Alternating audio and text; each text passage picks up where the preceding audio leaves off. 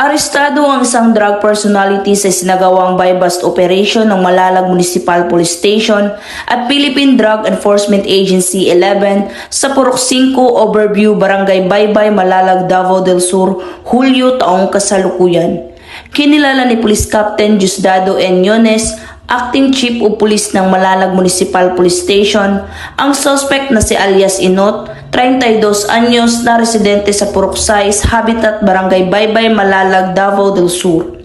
Nakumpiska mula sa suspect ang 3 pakete ng hinihinalang shabu at isang 500 peso bill na buy-bust money.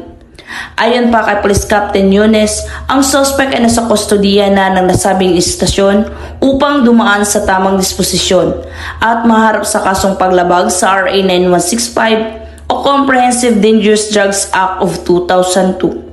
Samantala, ang laban kontra kriminalidad ay patuloy na pinaigting ng Police Regional Office 11 sa pamumuno ni Regional Director Police Brigadier General Nicolas de Torre III, alinsunod sa kampanya ng Bagong Pilipinas na panatilihin ang kapayapaan at kaayusan tungo sa pagsulong ng bansa. Mula dito sa Region 11, ako ang inyong PNN Correspondent, Patrolwoman Bernamil Lapus, alagad ng batas, taga-taguyod ng Balitang Pulis.